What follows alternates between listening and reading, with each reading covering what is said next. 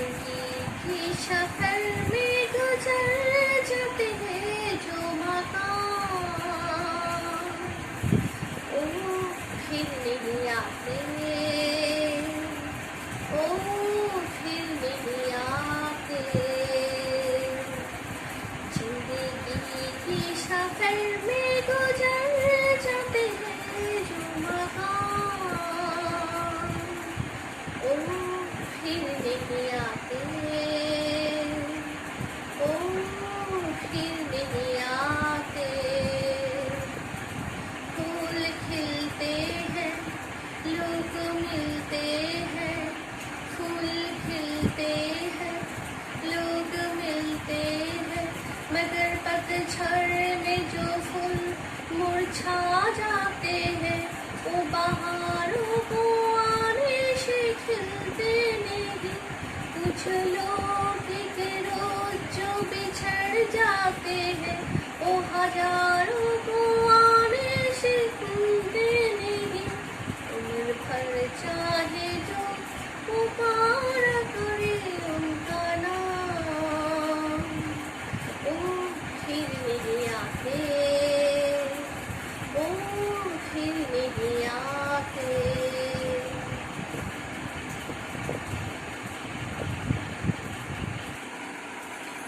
নমস্কার, আমি সোমা আবার চলে এসেছি নতুন একটা রেসিপি নিয়ে।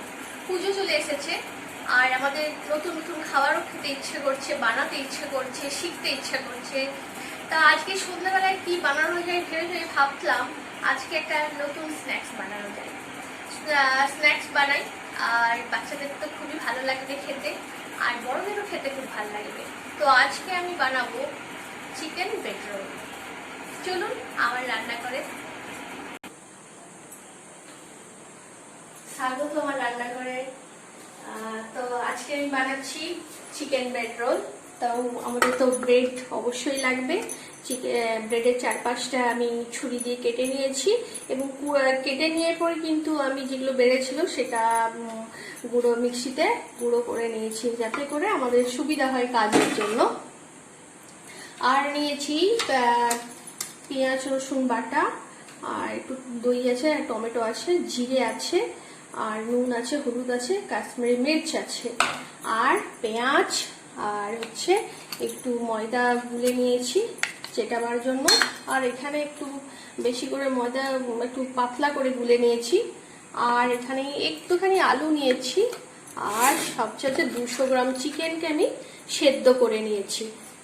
এরপরে আমি বানাবো এটাকে আস্তে আস্তে করে এরম এরম করে কেটে নেবো এবং সেটাকে আমি রান্না করব। এখানে আমি সেদ্ধ চিকেন থেকে করে কেটে নিয়েছি, বার করে নিয়েছি চিকেনগুলো, হাড়গুলো আলাদা করে ফেলে দিয়েছি। এবার আমি এটা রান্না করব, পুর তৈরি করব। এই কড়াইয়ে তেল দিয়ে দিয়েছি, এবার পেঁয়াজ দিলাম।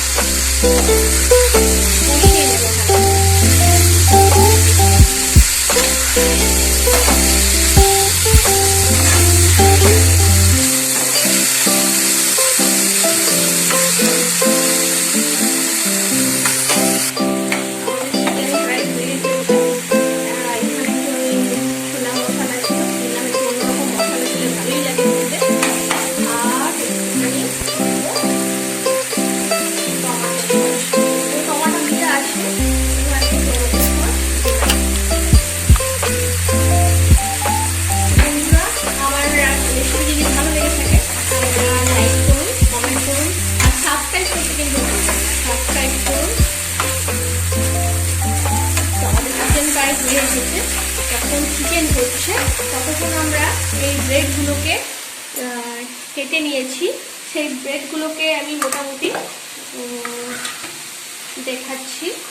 এরকম মোটামুটি একটা এর মধ্যে বসিয়ে বেলনা দিয়ে এটাকে একটুখানি বড় করে নেব।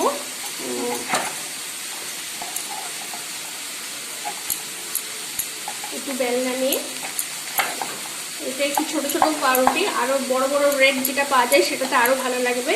এটা একটুখানি 4-5টা কেটে নিয়েছি এবং একটুখানি বেলে নিলে কি হয়, একটুখানি বড় হয়ে যায় এবং পাতলা হয়ে গেল। এইভাবে আমি সব রুটিগুলো, এই ব্রেডগুলোই বেলে নিয়েছি। আর এইদিকে আমাদের মোটামুটি চিকেনও রেডি হয়ে এসেছে। এবার এটাকে একটুখানি ঠান্ডা করে নেব। ঠান্ডা করার পরে এটা ব্রেডের মধ্যে স্টাফিংটা তুলব। আমাদের চিকেনের পুরটা টাইট ঠান্ডা হয়ে গেছে। এবারে আমি দেখাচ্ছি কিভাবে একটু আটা যে গুলে রেখেছিলাম সেই আটাটা চিটের কাজ করবে, চেটানোর কাজ করবে, একটু মোটা করে যেটা গুলেছি। আর হচ্ছে এবার আমরা এর মধ্যে স্টাফিং করব। যদি আমি এরকম করে মুড়তে পারি তো খুবই ভালো। যেমন করে যদি আমার এতটা পুরো না হয়, মোটামুটি আমি যদি এইভাবে মুড়তে পারি তো ভালো। এইভাবে নিয়ে এরকম করে মুড়বো, চিটালাম।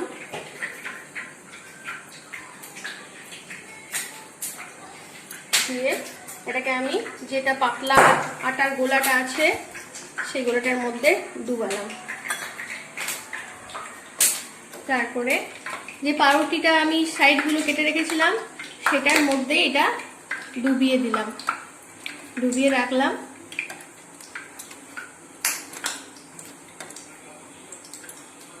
দিয়ে আবার এখানে রাখলাম। অনেক রকম ভাবে করা যায়। আবার নিলাম ময়দাটা অল্প করে সাইডে সাইডে দিলাম। এবার চিকেনটা দিলাম। এবার যদি আমার ইচ্ছে হয় এখানে, তাহলে আমি একটুখানি চিজও দিতে পারি। আমি এটাতে আপনাদেরকে চিজ দিয়ে দেখাচ্ছি, যেটা বাচ্চাদের খুবই ভালো লাগবে। এটা কোনো অপশনাল, এটা ইচ্ছা হলে দিতেও পারে আর না হলে নাই পারে। এবার স্টাফিংটা ভরেছি। ভরে আমার যদি এরকম করে মুড়তে পারি তো ভালো, না হলে আমি এরকম করে নিয়ে এরকম মুড়ে নিতেও পারবো। এইভাবেও নিতে পারি, তাতেও কোনো অসুবিধা হবে না, বেরিয়েও যাবে না। এবার এভাবে নিলাম, এভাবে নিয়ে করলাম। এবারে এটার মধ্যে আমি ডুবাবো। ডুবিয়ে আমি যে পাউরুটিগুলো গুঁড়ো করে রেখেছিলাম সাইডগুলো, সেটার মধ্যে ডুবাবো।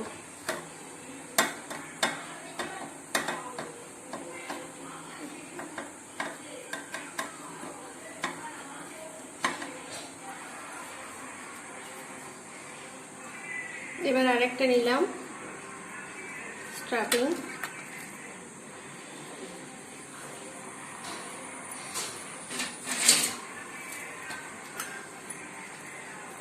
চিজ দিলাম।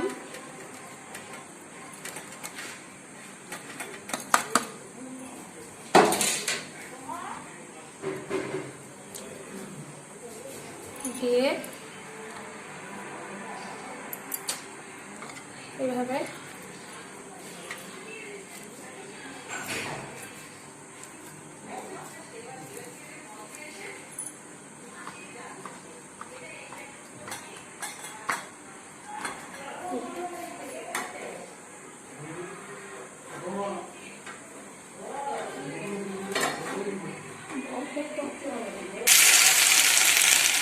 তেলের মধ্যে ছেড়ে দিয়েছি। আঁচটা মিডিয়াম রাখবো।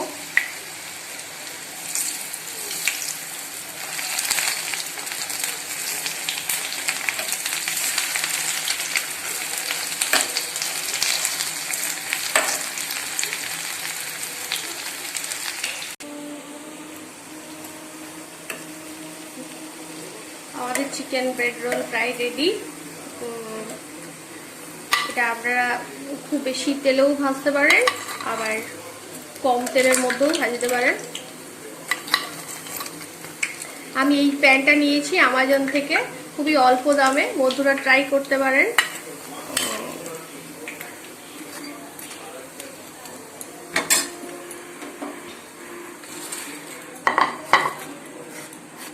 তো তৈরি হয়ে এলো আমাদের chicken bread role with sauce দিয়েছি। খুবই সুস্বাদু একটা রেসিপি, পুজোর সময় ট্রাই করতে পারেন, আপনার বাচ্চাকে খাওয়াতে পারেন ঘরে করে, কেননা রেস্টুরেন্টে সবসময় তো যাওয়া সম্ভব নয়, আর বাড়ির তৈরি জিনিস তো একদমই ইউনিক, খুবই ভালো হয়। তো আসছি।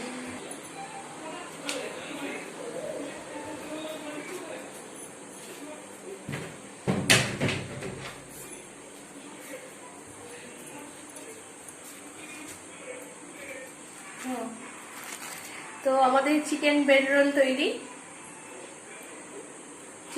রোল তৈরি হয়ে এসেছে। তো বন্ধুরা সাবস্ক্রাইব করুন, লাইক করুন, কমেন্ট করুন। Thank you.